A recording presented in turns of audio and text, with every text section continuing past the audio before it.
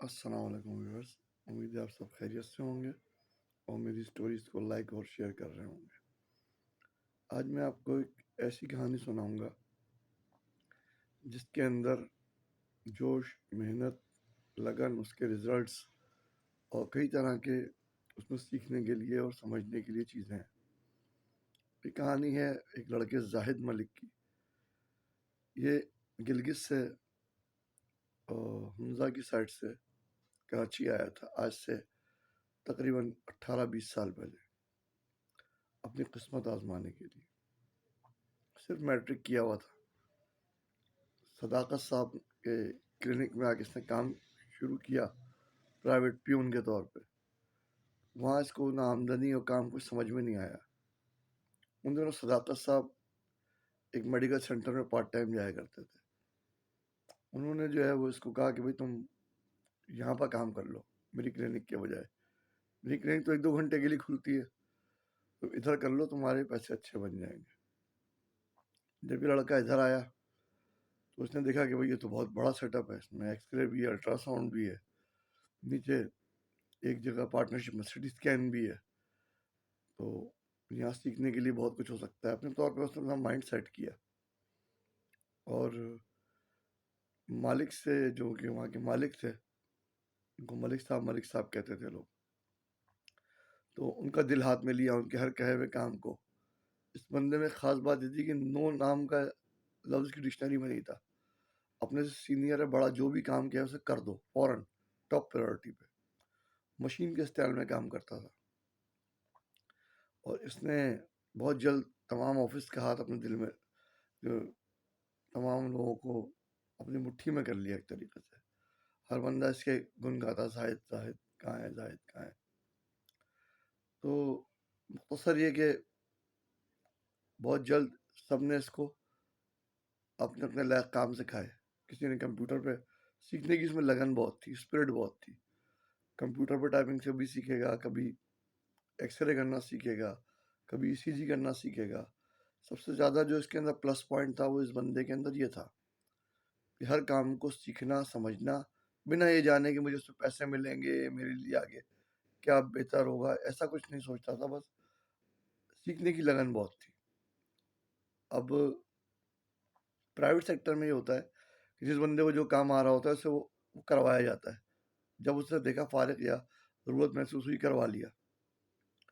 تو اب باس کو تو آل راؤنڈر ایک بندہ مل گیا، جسے جب چاہے ایکس رے کروا لو، جب چاہے ای سی جی کروا لو، جب چاہے چائے بنوا لو، جب چاہے بازار بھیج دو۔ تو باس بہت خوش تھا۔ اس نے اس کو ایک 2 بینیفٹس یہ دیے کہ اس کو ایک الماری بھی دے دی، اور کہا کہ دھوبی بھی تمہارے کپڑے دھو کے لا دیا کرے گا۔ باس ہمارے دل کے بہت اچھے تھے، انہوں نے اس کے ساتھ بہت کوآپریٹ کیا۔ یہ بھی قدر کرتا تھا، ان کے کئی ایکسٹرا کام کر دیا کرتا تھا بنا چھوچارا اور معاوضے کا سوچے ہوئے۔ اب یہ 24 گھنٹے کا یہاں پر امپلائی ہو گیا اور ایک طرح سے آفس کی ضرورت بن گیا۔ تمام لوگ خوش تھے اس سے۔ اب آہستہ آہستہ اس نے سی ٹی اسکین کے اندر نائٹ شفٹ میں بھی کام شروع کیا۔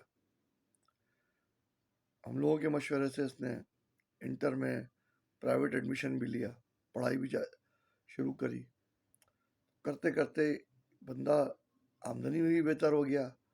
کراچی میں اپنی کمیونٹی کا ہی بہت ساتھ دیتا تھا، لوگوں کے ٹیسٹ، مشورے، معاملات، کئی طرح کی چیزوں میں انوالو رہتا تھا۔ تو مختصر یہ کہ اپنی کچھ جمع کی ہوئی آمدنی سے اس نے 1-2 چھوٹے پلاٹ بھی لیے، جن کی آگے جا کے ویلیو بہت بنی، کیونکہ متنازع تھے۔ آگے اس نے ان کی کورٹ کچہری میں بھاگ دوڑ کر کے کئی معاملات بھی سیٹل کیے۔ کچھ لوگوں کے ارجنٹ میڈیکل ہوتے تھے، تو اس کے اندر بھی اس نے خرچہ پانی یا چائے پانی کے نام پر کچھ سیٹلمنٹس کری۔ تو مختصر یہ ہر طرح سے ہاتھ پیر مار کے اس نے اپنے کراچی میں پاؤں جما لیے، اور کسی کو اس نے کبھی یہ نہیں بولا کہ یہ میرا کام نہیں ہے یا میں بزی ہوں، میں تمہارا یہ کام نہیں کر سکتا۔ تو بہرحال ہم جب بھی اسے دیکھتے ہیں بہت خوش ہوتے ہیں۔ آج ایک ہوٹل کا مالک ہے، 2-3 منزلہ گھر ہے، بیوی بچے سب ہیں۔ سینٹر کو بند ہوئے 8-10 سال سے زیادہ ہو گئے۔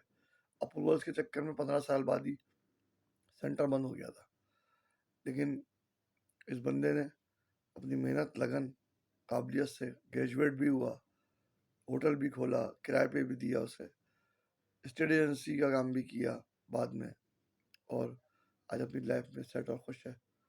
ہم اس کے لیے اچھی دعائیں کرتے ہیں کہ اللہ اسے اور ترقی دے۔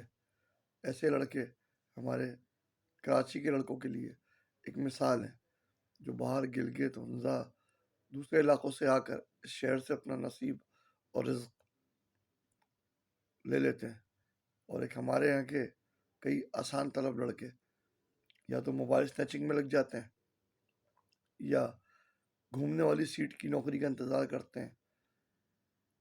اب نئی نسل کی آنکھیں کافی کھلی ہیں، اب یہ ہے کہ کئی کاموں میں، ہیئر ڈریسنگ میں، بائک کے ڈیلیوری میں، اس میں کچھ حالات، کچھ مہنگائی اس مارے کرنے لگ پڑے، مگر جس زمانے کی میں بات کر رہا ہوں اس وقت ہماری یوتھ کے نخرے بہت تھے۔ امید ہے ویڈیو پسند آئے گی تو لائک اور شیئر کریں گے۔ تھینک یو، شکریہ۔